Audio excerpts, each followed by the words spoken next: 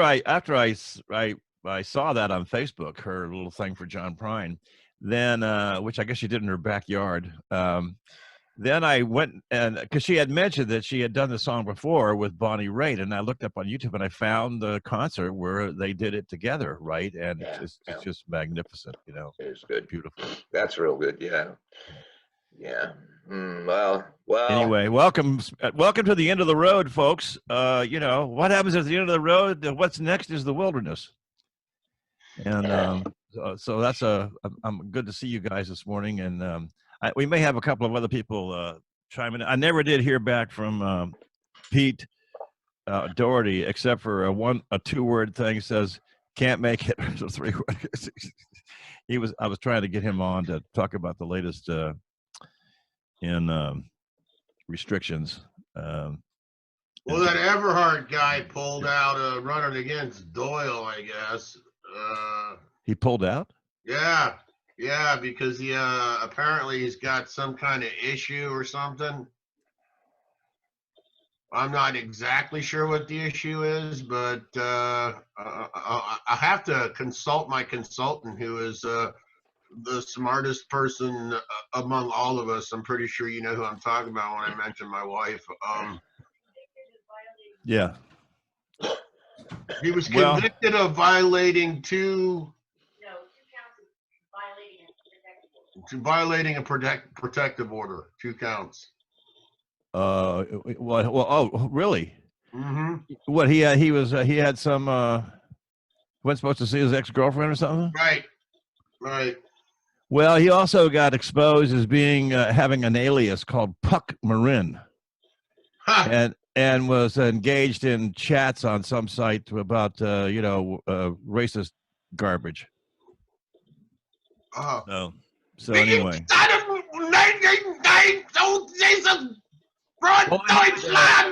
I had breakfast with him once, because why would you do that? Why would you do that? I only just met him in the gym. He works out in the gym with me. Okay. Yeah, him and he was on the Shepherdstown Town Council. Yes, he was. I don't know. I think he resigned at some point because he was going to run. I'm not quite sure why, but anyway. So, and he happened to. Did you guys grow up immersed in blatant, overt racism? I did, yeah. Mine wasn't quite in my family. Not in my family, but in my neighborhood. No, in my family, it was sectional. There were people who, like my mom, who refused to participate in that kind of behavior. My mom was really, really very anti. She always, for some reason, she found the plight of the Native American fascinating. And because of that, I think she was really, really sensitive to other minorities and how we generally, for lack of a better term, Caucasians, white people, handled things. And she didn't like, my father used some pretty racially tinged commentary sometimes, but as we grew up, it just kind of, and he retired from the police department. It just kind of, he resolved himself to be better, and he told me that. He said, I need to be better about this. This isn't who I am.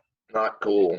Yeah. It was cool to see him kind of come out of that and just be like, I don't need. That's not the kind of language I want to use. That kind of thing. And he didn't use it. To his credit, up until he passed in 06, he from, I guess it was probably sometime in the early 90s to he was just like, no, I'm just not going to participate. It's like when he turned in his card for the NRA. He felt like they were more not for hunters, not for users. They were cutting training programs for kids. There They were doing all kinds of stupid shit that he felt like it was kind of unconscionable. So he just said, you know, screw you guys. I don't A give little this like the bullshit. Republican Party, you know, a lot of Republicans jumped ship the last decade or so, I think, because Well, I think my father saw himself as a conservative Democrat. You know, when he was younger, and it's so funny.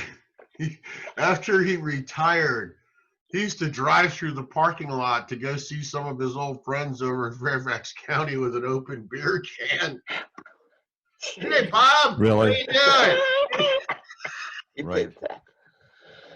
Yeah. doing? Well, let's we're not quite at 8 o'clock yet, but yeah, we're getting there. I just started I got 2 tapes on. I'm going to do a little bit of Zoom talk here for a second, guys. There's been some definite evidence that Zoom has some security holes. The main one is that if someone comes in as a guest, you know, they have a meeting ID. If they have the meeting ID, they can get in. Okay. And so That's been going on at schools and stuff. I read about that, where the teachers are teaching and then somebody will hack in. Yeah, yeah. right. And what's also, there are some people who have meetings engage in this. One of the features you can, as I can, for example, make Larry the host. Actually, I did that by accident in our first session. Okay, I hit the wrong button, and the reason why I couldn't click anything on my screen was because I was on his screen. Okay. I saw that. That was interesting. Yeah, you know, so, but that feature of being able to assign someone else as a host, once they become a host, they can do a lot of things on your application, right? And so that was, people were getting into the meetings of, I assume, you know, the board of directors of AT&T and, you know, grabbing the host feature. You can't prove that was me, John. No, right. So and the main protection is this. One, you know, probably will not shift the host. And us, I don't think it matters. We're small fry. Who wants to hack us, right? Okay, but if someone does, then the other protection you can do is I can generate a unique meeting ID for each session, okay, which would make it impossible to steal a meeting ID, really, unless you did it instantaneously, kind of thing. So, but we haven't really been. I was going to do it for this morning. I generate a unique ID, but I was worried that you guys would not know about it, and then you'd be using the old message, and you'd be using the regular ID. You'd never get in, and you'd get pissed You off. know, my stepdaughter's in England, and she turned 42 this week, and she had her birthday party using Zoom.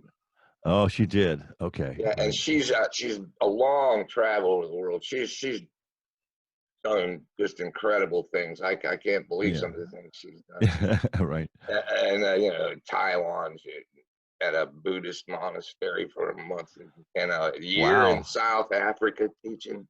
Holy crap! Dangerous. And she tried out all the things you imagined yourself doing at some point, you know. She left me in the dust. You know, I've hitchhiked across the continent several times when I was younger, but boy. Yeah. Anyway, she calls us on the phone, and we met her new man, and but she started messing around with the phone, so I was tech savvy with this kind of stuff, and she turned herself while we're talking into a dragon. Oh, she did. And it spat fire, and then she and that wasn't the end of it. She did that whole series of. I got to learn how to do that. That's great. Man.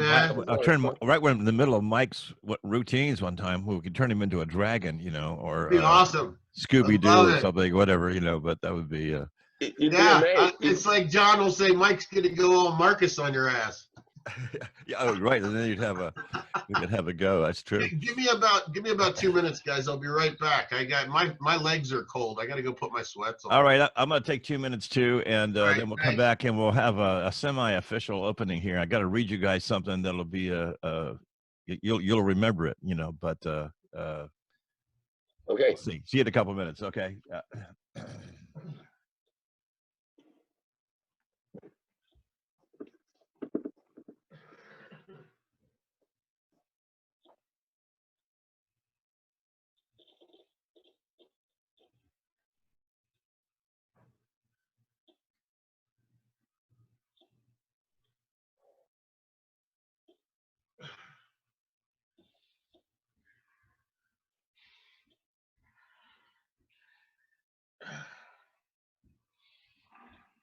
You there? Okay, we can pause for 2 minutes.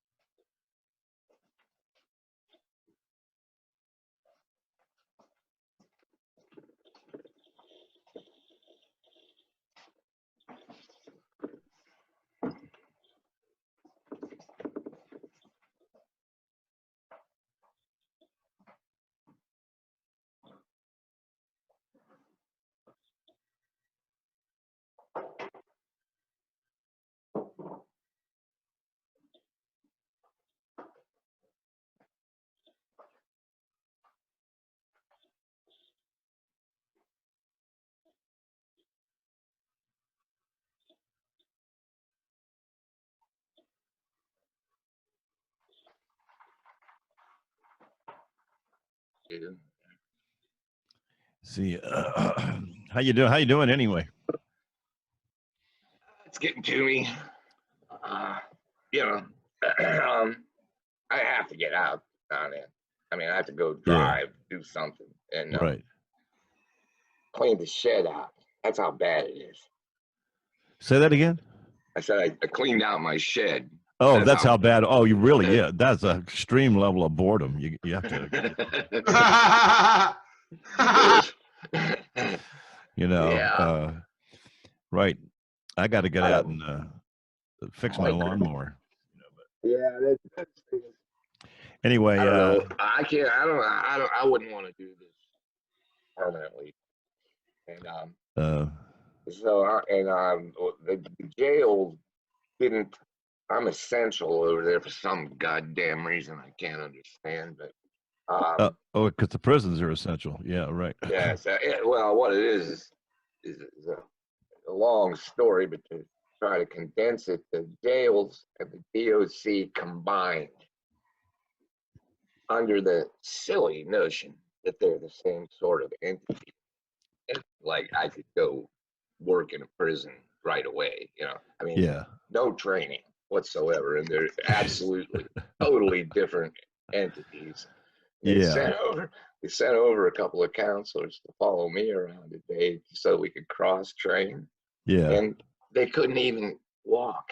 They couldn't go back into the sections because in the prison they only deal with them one at a time. Sure. I'm surrounded by these guys and I'm having to say, wait, nah, not everybody at once, one at a time. You know? It's that kind of environment, you know. Right. Yeah. Well, these are women. That isn't gonna work. This is No. not gonna. It's not the job they took 20 years ago. You know, that's not the job they took at all. Yeah. So anyway, and now because it's DOC, now I'm DOC is Department of Corrections, and yeah, right, okay. and they added an R for Rehabilitation. yeah, rebuild. Thank you. And uh, it's been about a year's terrible. Anyway, now I'm essential, and Now you're so essential. yeah, because the counselors in prison do a lot of paperwork that I don't do. It's crazy. Yeah. Right. So anyway, so I'm burning up my leave. Yeah. And I only got a couple left. A But couple I'm in weeks good- left. Yeah, yeah. Because I burned up all my sick leave with cancer. Yeah, right. Gone, you know. Anyway, I'm in good standing over there, and the people who run the HR over there are trying to help me out, you know. Right. So I'm gonna probably end up taking leave without pay. Can you And, do that? Yeah. Yeah, for a while, huh? For a while. I got some savings and Social Security, you know, so that's not really a big problem. Keeping the job's important to me. As we started this Yeah, conversation. sure. Yeah, no, I know, I understand. You know, So everybody's cool. If that's what's happening there, it was a headache, you know, a little anxiety. I didn't want to lose a job over this, right. but I seriously didn't think it was smart to go back there. Well, let me, yesterday there was, well, first of all, let me start out the session since we are taping and everything. Let me get the. Good morning, everybody, and welcome to the end of the road. That's right. Ahead of us is the wilderness. And then beyond that will be another end of the road. There is. Who knows? You're going to Who have to knows? build the road to get out of this one, man. The end of the road is in every direction. Hey, listen, John, before you do anything, I'd like to sing a song. Please. Well, that's I a just great, wrote it's a wonderful one. I'm going to sing a song that I'm going to sing a song that I just wrote. Are you ready? Okay. All right. Okay. All right. Here it Go is. for it, buddy. Here goes. On Wisconsin, I can't breathe. I voted. Yeah. The dumb things. You know what I can't get over? I couldn't figure it out. I was trying to understand this Glenn Beck and the Lieutenant Governor of Texas and these other people that saying, Yeah. "Oh, yeah, the economy first, life second." Right. And I came to the conclusion, like in history, your mother liked history of the Indians, and I was thinking there have always been adventurous. This whole continent was settled. The conquistadors were risking their lives for money, Sure. and there's always going to be this population that will risk their own everything for a buck. And you know that's where Bush or shithead comes from, Trump. Sure. Yeah. Yeah. Right. I mean, his grandfather other people went- are just pawns, man. Yeah, and You know. his grandfather went to the gold rush, the California gold rush, and Oh, that's got really? a lot of seedy under things, you know, like a lot of people made their living Right. taking scalps from children, you know, Well, that yeah. kind of asshole. And then he went when that didn't work for him. He went to Alaska. Yeah, exactly. And owned brothels and was Yeah, running yeah. prostitution. Yeah, Trump comes from a long line of scumbags. Cor- I Yeah. mean, he took that money that ill-gotten gains and invested in property in New York. That's what people don't realize. All right, I want to read something for you guys to get us started here. It's not quite as uplifting as Mike's song, but it's the best I can do, Thank you, John. at the current time. And it's from Lawrence Ferlinghetti. Okay, a poet of the San Francisco years, and those of you who go back to the '60s and will, and had any interest in the counterculture will remember Ferlinghetti was a pretty prominent voice back then. And I just read this yesterday, and I just couldn't believe that it was written. Hey, John. Yeah, what? It's my buddy Mike calling me on my line here. I got to talk to him to see what happened if we screwed up. If I screwed up, I may have given you the wrong email. Hold on. Hey, Michael. I'm going to mute you while I do this. Okay. Okay. We're on right now. Yeah, I know. I'm gonna mute you though, so I can finish my thing here. What's the email again? Oh, okay. Well, let's do this. cpcomic@gmail. Did you send it to cpcomic@gmail? I think I did, but I'll send it again right now. Okay. He's gonna send it again right now, Michael. Okay, brother. cpcomic@gmail. Yes. You can just jump on it right now if you want to. Yeah, the email should be getting to him right now. You should be getting it now. All you got to do is click on and just keep clicking on the links and make sure your camera's working and your microphone's working on your computer.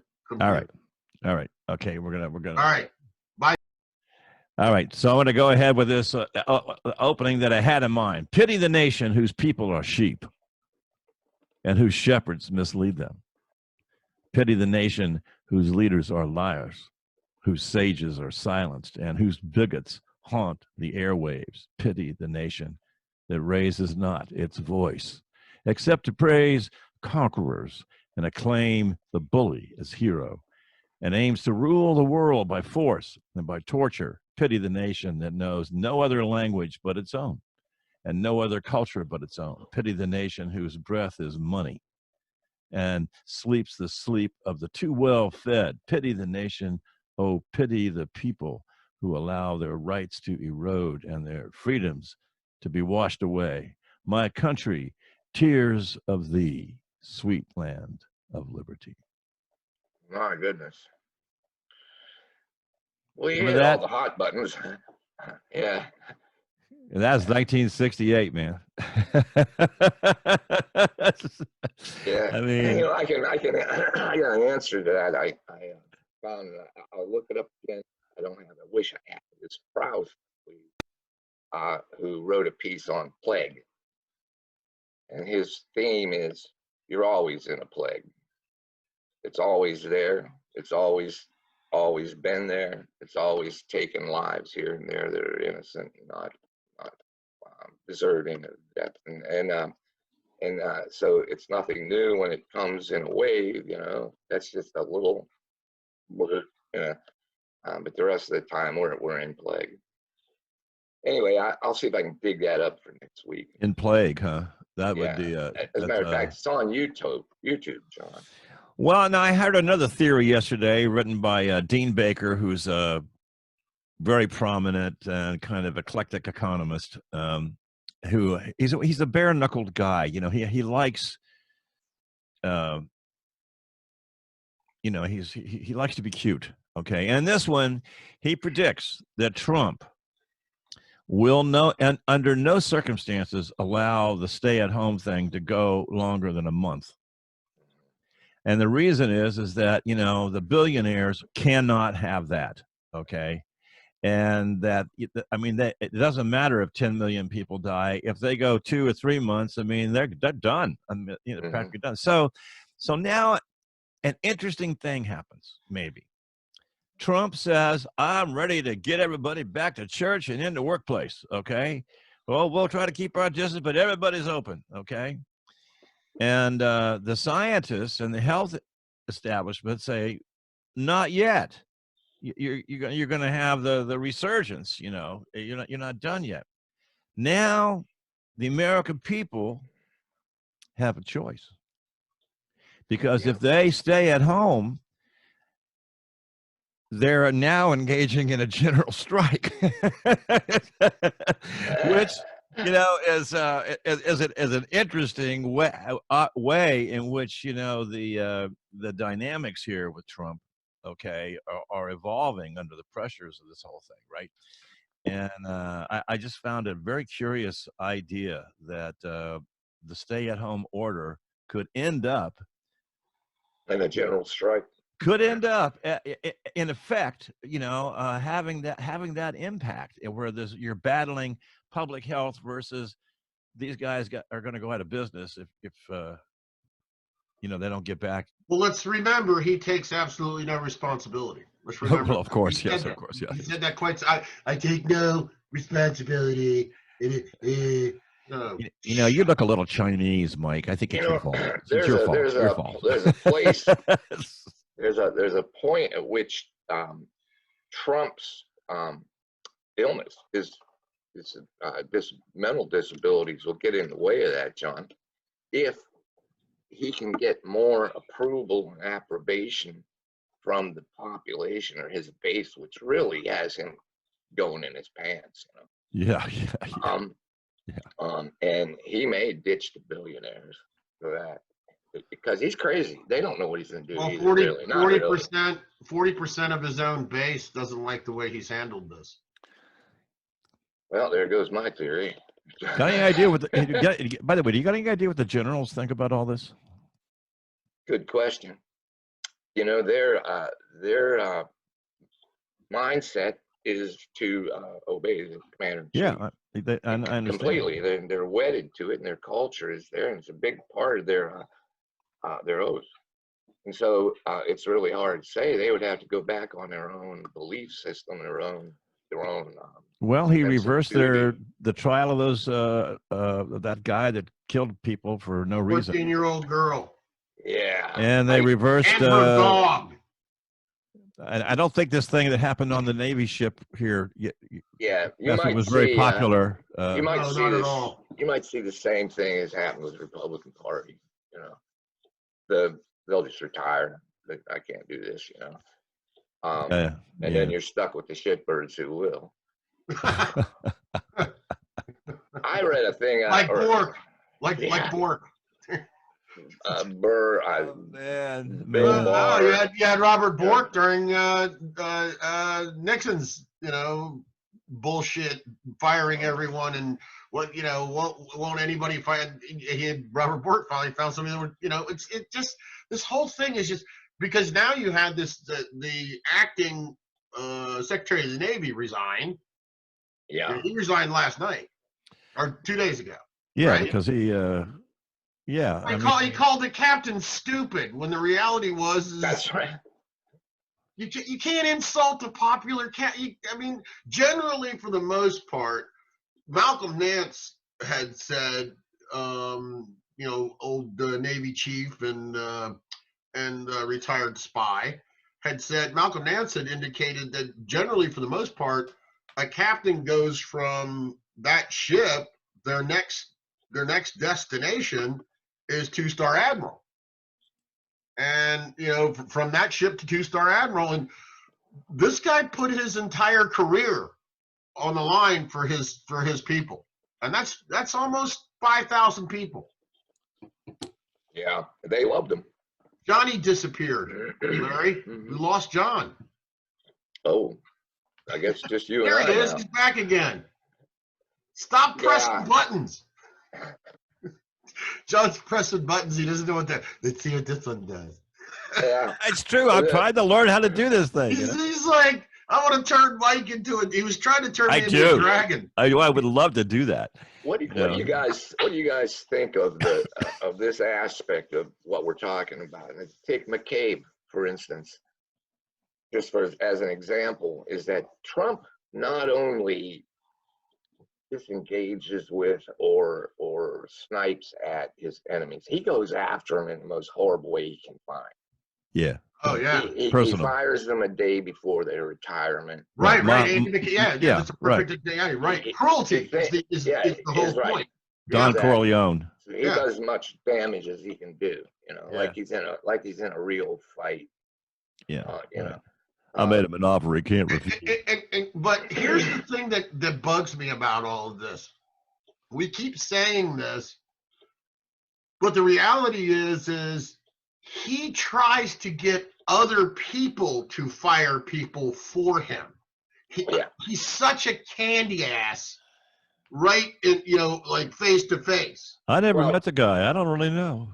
I think he's exactly. I don't know. He was with us for 3 weeks. Well, now what about this threat against the WHO he just made? Oh yeah. Did he make it personally? Yeah, I mean, he said, I think we should stop funding the WHO. Why? Well, because they're doing the stuff that you didn't do, you know, and then Well, even now, HHS is his own homeland. One of the ladies who's going around coordinating the effort, he's talking about firing her because she's coming up with these numbers, and he keeps saying it's a big dossier. It's big. Yeah, I heard that. Anything he doesn't like, but you know, Mike, you were talking about a little bit about his modus operandi. And you think about Cohen, the lawyer that's in jail, and I think about other things. In all of the testimonies and all of the examples we have, that's Trump's operation. That's how he operates. He never gives the order himself. No. He implies. Imprints. He has people around him who know what that means. And that's what, and if it doesn't work, they do his dirty work. he just throws them under the bus if it doesn't work. Yeah. I'm just suggesting if the flag was a little bit green. That's all I'm saying. He's got another one too. Lie, then lie again, and just stick to your lie. Oh yeah. And move on to a new one. And move on to another lie. That's the obfuscation of it all. Yeah. Stay on the. That's the con man obfuscation. I think slumlord part of it from New York. I think. Well, that and I want to be on above the fold on the newspaper every day. Right. You know. How is somehow, some way, I'm going to get the story above everyone else. Yeah. Larry, go ahead. How is that not obvious, or how is that excusable to so many people? I don't get it. You know, I did watch a journalist interviewing people coming out of a crowded church in I forget where, South Carolina, I guess, and they were all spouting things like Jerry Falwell, you know, I'm washed in the blood of Jesus. You know, I don't care. I'm not worried about it. And they're angrily answering his questions with that rhetoric. And you know, you get to thinking, we're doomed, man. We're done.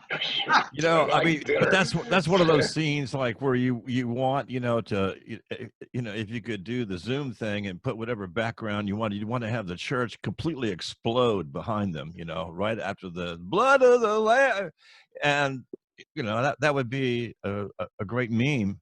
It's like that picture I have. Who's the woman from Game of Thrones that was evil? I got a picture of her in front of some giant car wreck. Oh yeah, I mean, you know, smoking a cigarette. That was sleeping with her brother. yeah, right. Yes. They produced an offspring that became Joffrey. Yeah, right. You know, I mean, what right. You know, it's the Alfred E. Newman taken to the ultimate extreme here. Well, the question was, John, about going. You brought it up. Going back, taking the country back to work too soon, and the consequences of that. And is there anyone that's going to stand up to him to prevent that? Well, he's already done it once. You know, they already turned him around once, and he added 2 weeks. Yeah. If they can keep doing that. And also, he seems a little contrite for Trump lately because he's really had his ass handed to him.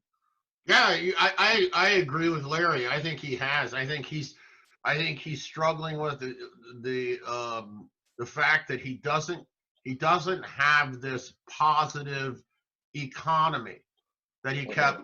But you know, this one that was saving his grace. No matter what you do, you know, you can bullshit your way through all these other things. But as long as this, you know, juggernaut of an economy just keeps rolling along, well, guess what? You're fucked. Because that's not happening right now. Yeah. Well, we're headed into a storm. We're in it already, and here's the other thing. It's unbelievable. Hold on one second. Go ahead, John. I'm sorry. It's going to get. I think we're going to end up.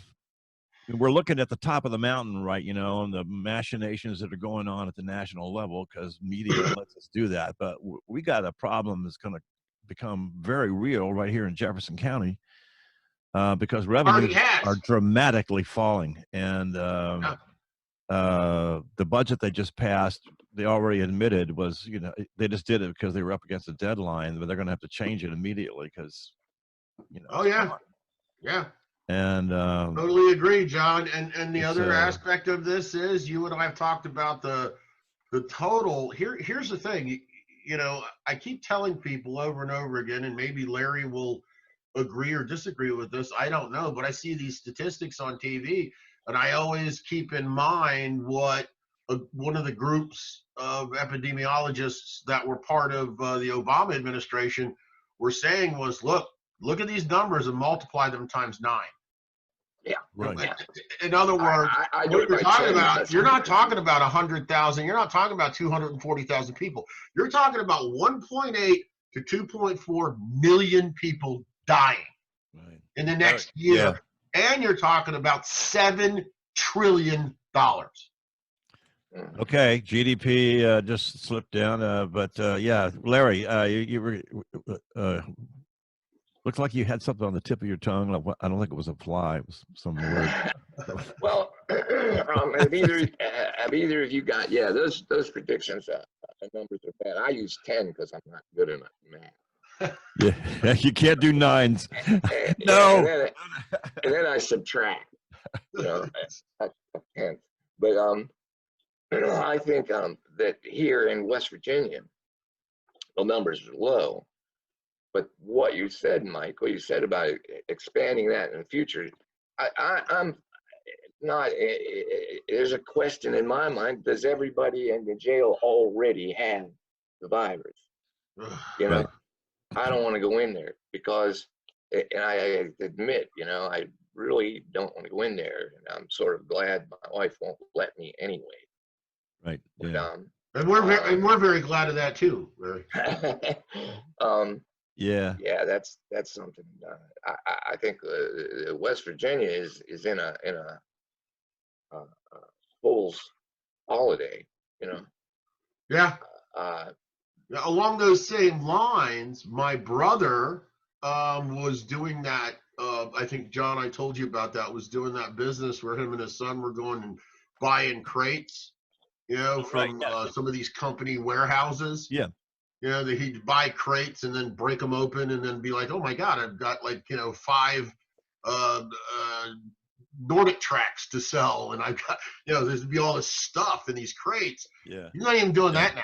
And one of the things he pointed out was he can't really do any of that because, his compromised immune system. He's had so much cancer treatment that it would, and he's still on so many different medications that he said, it's ridiculous for him to even try to drive down to Richmond to these warehouse spots because he doesn't know what the hell's there, or he can't put enough. There's not enough protective gear in the world for him to not get this. Right. Well, I know. And even his son has a seizure problem that's related to epilepsy. So you want to get back? Well, that's what our friend Fanny, went down and got her daughter, right, who I think has a compromised system of some kind, who was working in Richmond, but got laid off. And then rather than have her hang out in the city, they brought her back to Hagerstown. They moved her back. She was, but this must be happening to families, and it just must be unbelievable. I mean, I can't imagine if you're in New York or Boston and you're in an apartment and all 4 of your kids have to stay in the apartment. I mean, now I'm worried about Larry. Damn it. What percentage of the workforce do you think is compromised, at taking a greater risk to go back than, say, somebody who's healthy? Well, that's one of the best questions you can ask. Okay, let's do it let's do a Wisconsin on ourselves. I understand that yesterday, that despite the the negative things from the Supreme Court conspiring to suppress the vote, the whole bit, right? Nonetheless, people came out, risking their lives to vote. Okay. What do you wonder?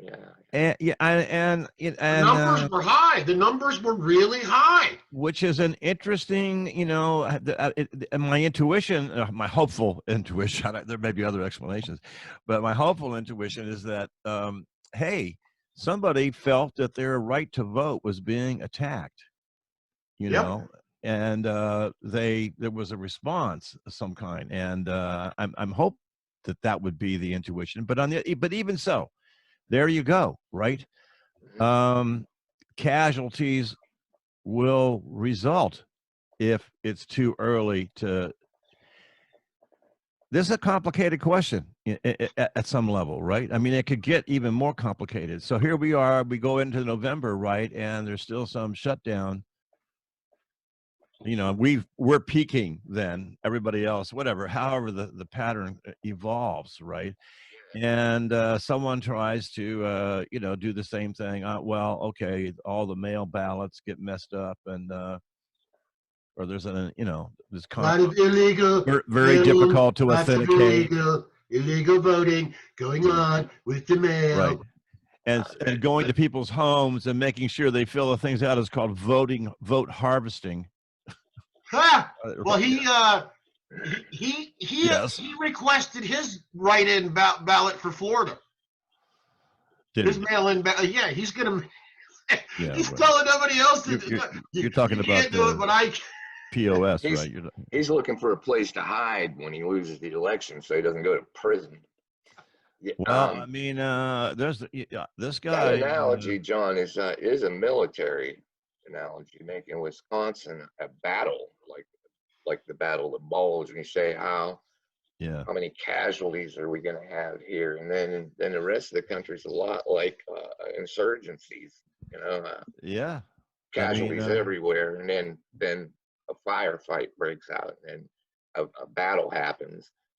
And so it is, the military analogy is good. I don't like it because it makes Trump a wartime president, and I don't like that. I don't want to give him that credit. Oh God, it's good. Or that authority. I don't think he can. You know what? It wouldn't matter if you gave him that or not. He would take it. Yeah, you're right. He would take whatever. He's so. Yeah, maybe I can use the plague to become emperor. That's what he thinks right away. It is what he thinks, isn't it? And he's also. Let's also look at the medication that he's pushing. Let's not forget that the company that makes that pill donated $1.5 million to his campaign. Isn't that disgusting? Isn't that disgusting? No, not just they just think alike. It's not bribery. They just think they have the same values. That's just the president doing business. That's all that is. Just you gotta do some business in this world. Oh Lord. Oh boy! So you heard that Everhart dropped out here of the Shepherdstown race. Is that true? Yeah. Is that true? Yeah, that's what we're hearing. Yeah, as of last night. No kidding. Yeah. Wow. That's where we're at, John.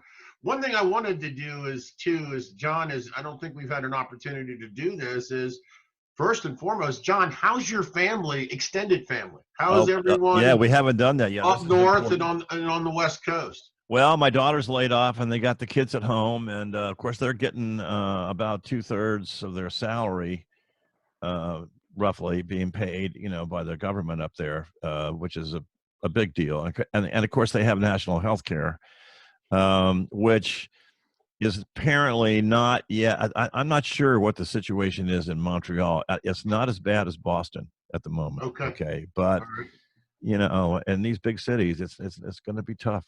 Yep. But and her husband's job, he was an IT guy working for a chain of hotels. Okay. Right. And they are linking all their IT services to all these different hotels. They don't actually own some of the hotels. They just own they manage the IT services. Right. Anyway, of course, the hotels are shutting down like crazy, right? And nobody's going to them. Yeah. He had a team of 14. It's down to him and one other guy right now. And who knows what's going to happen next week, kind of thing, right? So, so it's tough up there. And then I understand that in Boston, my nephew was working in the emergency room of I can't remember the name of the big hospital. Boston General? Not Mass General, but not Mass General. I can't remember the other one. Yeah, one of the others. Well, they had the heating machine.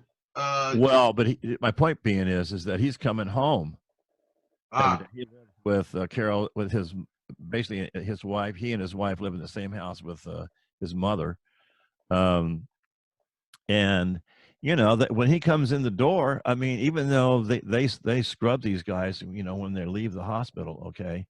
But they've been working these huge long shifts, and sometimes things don't happen, right? Uh, And so, you know, he heads in the boy, and they're like, you know, practically putting him through some kind of defoliation thing.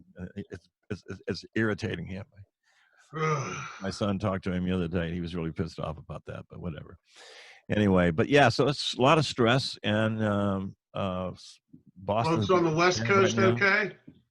On the West Coast so far, yeah, San Diego is apparently was really prepared, especially in the school system, to instantly do the school from home. They have all this, you know, they spend a lot of money on all this software already installed. All that money into the military. Yep. You know, so Yep. anyway, so they're doing okay. So I, as far as I can tell. But I just expect all that news to change within the next month, you know, because of the economic pressures. I mean, people may still they got some savings, but, you know, the median savings rate in the country, net positive cash, $400. That's it. Okay. Right there. That's it. I mean, the rest of it is tied up in debt. Yep. You know, so it's really, Wanted to see. so worried about that. You know? Let's, Larry. How you explained that you don't want to go back, Larry? But how's your wife doing? She's all right. I think she's not saying so, but she's quieter than she usually is, and I think it's having me around all the time. It's driving her crazy. What am I going to do about that? Yeah. So yeah, I saw another cartoon of a guy opening a refrigerator, and there's a demon behind him shooting fire in his back, you know. Yeah, right. Oh yeah. I saw, John, for last week you had posted something about the divorce rate going up in China. Yeah. And I could, and domestic violence is going to stay. Right. What I'm wondering is the economy. Where's this going to leave us? I'll tell you why I'm thinking this. What I'm thinking is how we do things. We know, well, that's going to be different. Everything's going to be different. How? Are you guys using the pickup at the grocery store or Walmart? Martin's. I'm using Martin's. So you just drive over there and they put it in your car for you? No, I haven't been for a week. The last time I went, we went at the 6 to 7 in the morning for seniors. Yeah, he went. John was kind enough to meet my wife over there, and they helped each other. You know, John was kind enough to help us with some groceries. So, John, thank you again for that. Oh, my pleasure. You starving is one of my worst nightmares. You know. Well, then the other thing too is, yeah, I really look like you guys could feed on me. My wife went to Costco early in the morning because we had some. Interestingly enough, we had some late checks come in from some folks that she had worked for, and she went to Costco, and they wouldn't let her in because they were counting the amount of people in Costco and making sure that everyone was social distancing, and she had her gloves and her mask on, and she went in, and they eventually let her in, and she would they had somebody wiping down all the carts and really being conscientious, and people were spaced apart in Costco. They were really, being the people. It was a Winchester, Virginia Costco. People were really practicing social distancing in the store. So she was real. Yeah. And they had cashiers spread out. So when you were coming up, you were in line, but you were in line like distance apart from people, and it seemed to be working out. But the first thing I did when she came home, because of my medication, some of my medical issues, I put my gloves on, put my mask on, and we took the dry goods and put them on a table in the garage. We took all the frozen products inside and wiped them all down with a paper towel that was dampened by hydrogen peroxide, and just, wiped everything down, put it in the freezer and the fridge, and then we waited 24 hours to bring in the dry goods. But I noticed that the patterns are changing week to week. I mean, last 3 weeks, I've probably been to Martin's 3 times, and first time they had the entire staff in the morning because they knew the store would be empty by noon. Okay. And so, and they thought their first strategy was, well, if we spread the customers out along the whole line of registers, they'll be less congested than if there's long lines behind each thing. But then that quickly changed. It's because of the new restrictions, and I don't know. Anyway, Larry. Seems like I've been in this prolonged and protracted period of adjustments. Like when I got the throat cancer, of course I couldn't swallow, and then when that got done, so I had to find ways to get in nutrition, and then when that ended, I went through a long period of, since my taste had changed and my sense of smell had changed, finding foods I found appealing. Plus, my wife has food intolerance, so I went through this whole period of testing things, so the cabinet filled up with failed events and trials, because I do stupid stuff like buy 2 cans of this because I like this, but get home and realize, no, I don't like this.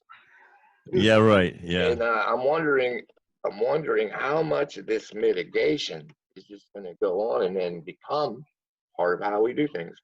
Like my wife went to Martin's or Walmart yesterday and had them put the groceries in the car, and she said, you never even touch the guy, you never even see him, he's in there. How necessary is that? But how much of this kind of stuff is going to become just the way we do things now? Carol's mother, my wife's mother, who was raised in a very harsh Depression era household in Somerville, New Jersey. She developed habits during that time that lasted a lifetime.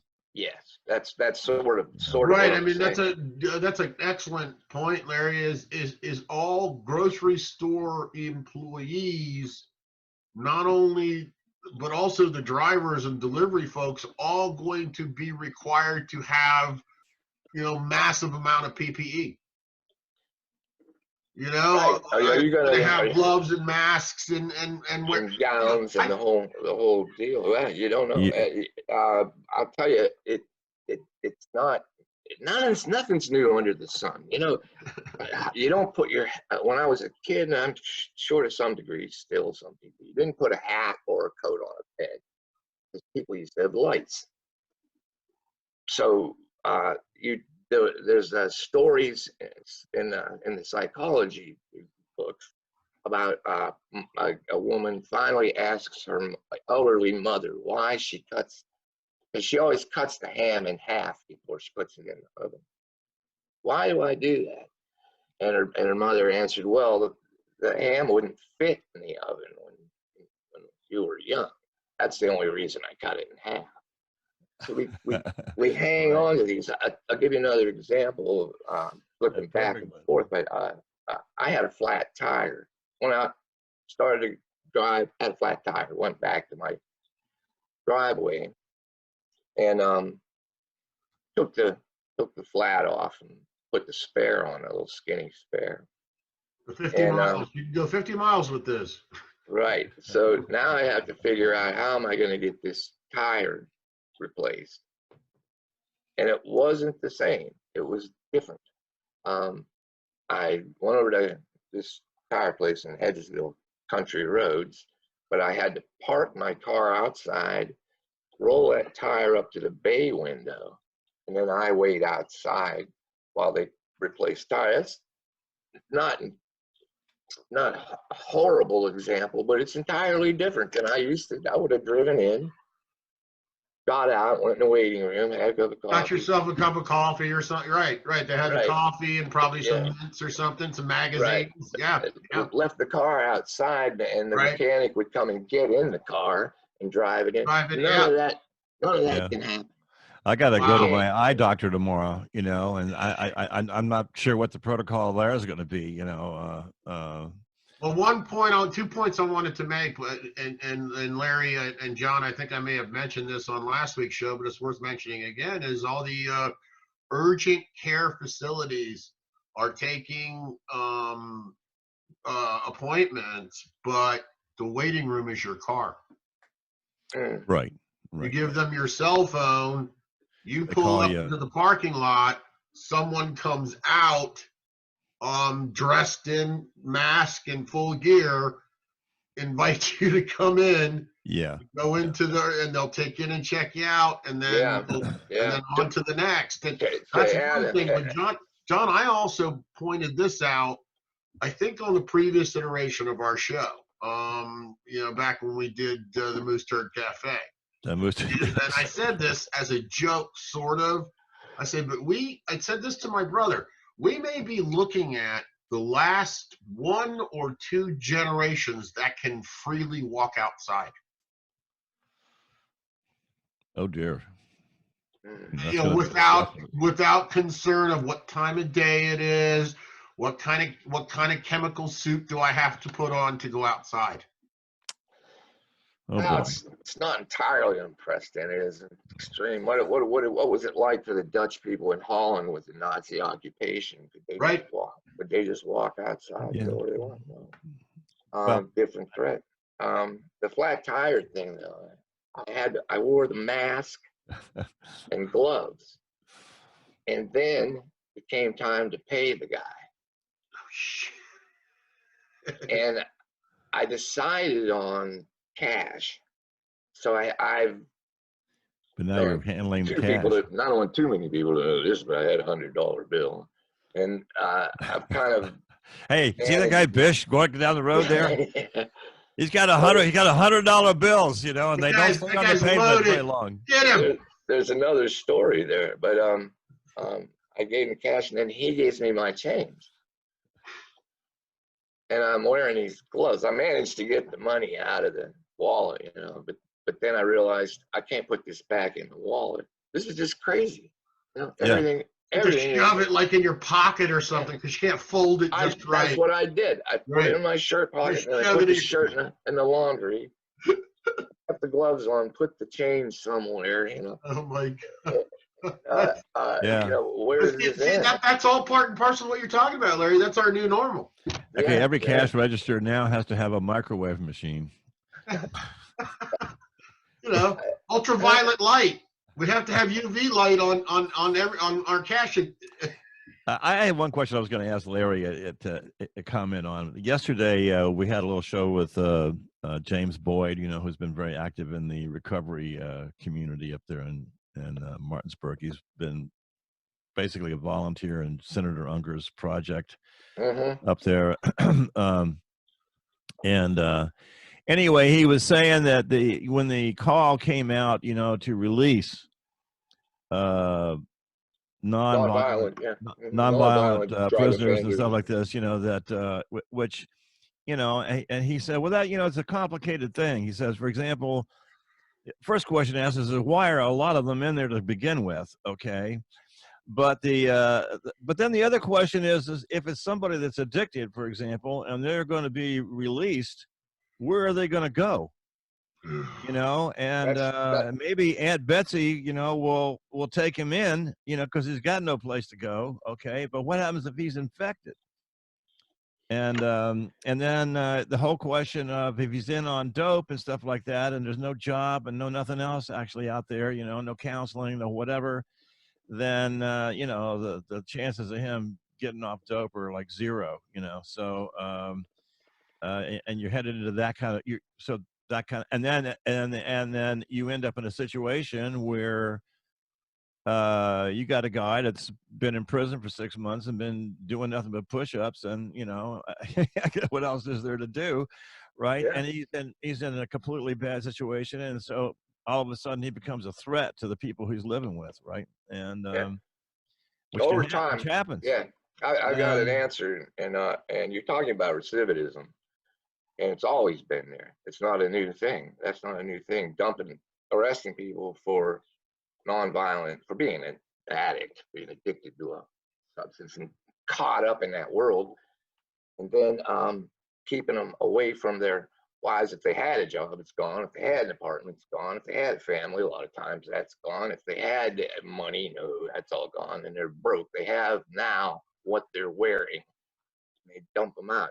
Re-entry, that's called, and it's a big problem. Wow. And that is the reason for the merger, the primary reason for the merger between the jail and the DOCR, and why they added the R. So supposedly they're going to introduce these programs to help these people re-enter. You watch Michael Moore's movie on Where to Invade Next, how some of the other countries handle their prison population, and so utterly different than the punitive stuff that we do. Yeah. And our prison, it doesn't get a lot of attention because people want to think they can just put this guy away, I'll take care of it, and I can forget about it. Well, here's something that was in the news yesterday near here in Hedgesville. Two guys tried to break into an old lady's house, and the security camera got a picture of them, and I saw that. I know the guy, and they let him out. And the first thing he does, I'll tell you another thing. I rarely hear one of these guys say anything about remorse for what they did, for the people they hurt. They don't have it.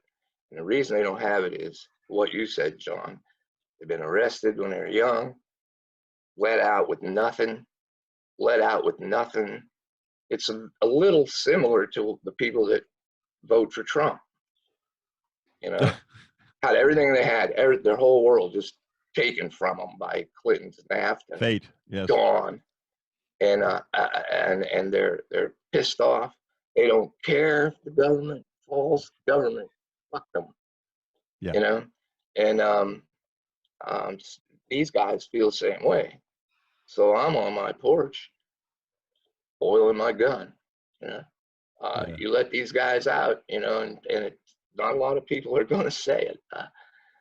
You let them out. They're non-violent offenders, yeah. And most of them might be harmless, but you can't put a bunch of desperate people out on the street. That's why we have bankruptcy laws. That's why people can walk away from debt, because you can't have masses of desperately poor people like India. Well, like they used to have the debtor prisons, right, in Britain, right? But you even have, even Larry, above and beyond that, you have people that are already out here that are, I think, to a certain extent, probably even maybe even more, or to a certain extent, right about the same level of desperation. And when you put, all you need to do, that's kindling, man. That is dry kindling. That is dry kindling. And when you light a match, that shit is going to be awful. Yeah. Well, listen, guys, we're at 57 minutes, which I think is. You mean this is the end of the road for the end of the road? Well, we're walking into the wilderness, as the way I look at it. So I'm planning on keeping it up here. I'm going to put it up on YouTube, okay, too. One thing I want to say, though, is I want to go back and correct myself a little bit. I don't want to put a target on if they let these guys out on all of them. Right. That's not true. They're not. Everybody isn't in danger. But you can't just let them all out either. That's what they started. They've started doing that. And what Mike said is a really important point. They're already out here. They're just not doing their 6, 8, 10 months, 5 years they do every now and then. They're out here. They're doing what they did. They're struggling. They're trying to stay out of jail, but it's hard for them. That's to, true because to I mean, there's resist no what they know how to do is pick a yeah. lock. Right, and you don't want to have a lot of times they're not usable for in They're not service trained. They positions. don't have they're uneducated. They don't have training. They're not really good at anything. I have one more thing to say before the end of the show. I'm gonna echo Samuel L. Jackson. Stay the fuck home.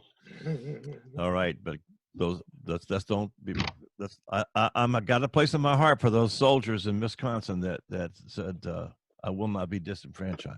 Yes, bless you. I don't know. Man, Bless you. Big All risk. right, guys. John, Larry, thank you. Yeah, man. Thank you, guys. Okay, see you next week. I find out guys. what happened to Mr. Bill. I don't know, but anyway, all right. Take it easy. All right. But meeting is now officially closed. Can I hear a motion to adjourn? Yeah. Okay. Here. Okay.